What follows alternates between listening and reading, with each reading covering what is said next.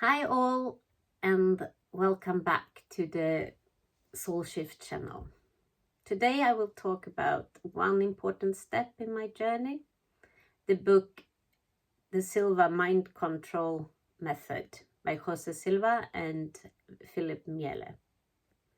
During the summer holiday in Greece, something opened up inside me when I realized that answers were hidden within me. I just had to find a way to understand what that meant. What did the stone in my pocket actually look like? So I started listening to book after book, and this one opened a totally new door for me. Everyone around me always talked about meditation and how much it helped them. You should really try it, was a very common remark.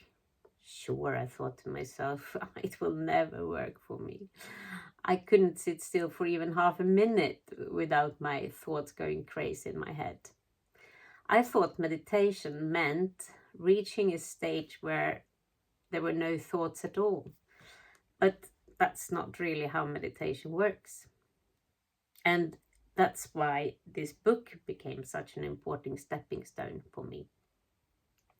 I had noticed early in life that when I needed to fill in numbers and memorize them from one place in order to write them somewhere else, I think it was while like paying bills before you could simply scan the bill.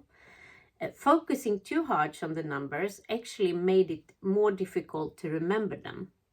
But if I relaxed, looked at the numbers, and simply started filling them in, it became much easier. I was very sure that our brains are not being used anywhere near their full capacity, and that we still know very little about what we truly can achieve with our dear brains. So this book, the Mind Control, Silva's Mind Control book, was like full for this idea. I practiced the exercises he explained in the book, and the one that stayed with me the most was counting backwards from 10 to 1. I remember that you were supposed to start from a much higher number and slowly train yourself to enter the alpha state.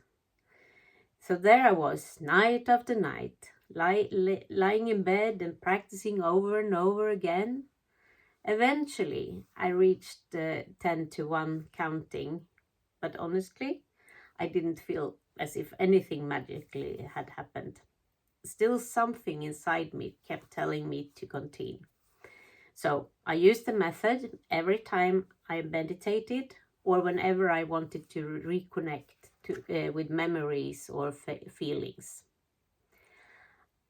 I searched for courses online because I really wanted to understand the method on a deeper level.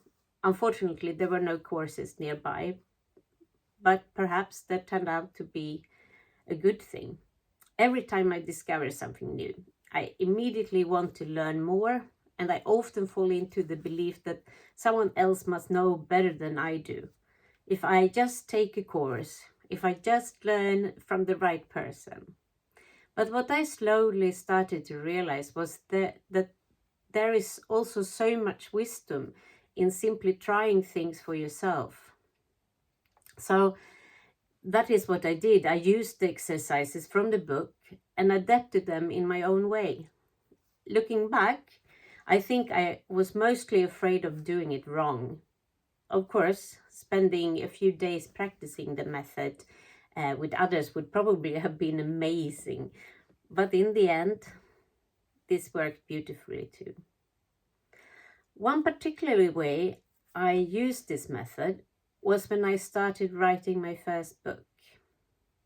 I remember sitting in our rocking chair here in the office, using the method to reconnect with the feeling from a specific moment that I wanted to use in the story. There was an apartment I had lived in when I was younger, and I used it as an inspiration for one of the apartments where one of the characters lived. I managed to go back into the memory and even remember the feeling of the sunlight coming through the window.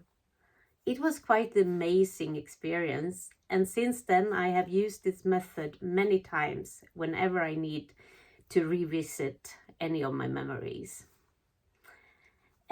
His name and method eventually led me to the next important step in my journey, Vishen Lakhiani and his book, The Code of the Extraordinary Mind. That book helped me finalize my perfect morning routine, and I think that it is the beauty of personal growth, how one thing leads to another. Eventually, I managed to build something that truly serves me, my own rituals, my own way of doing things. I picked up small pieces from many, many different talented people and created something personal from it all. I will tell you more specifically what I learned from Vishen Lakhiani's book next time. And until then, have a wonderful time, and I hope to see you all soon again. Thank you for watching.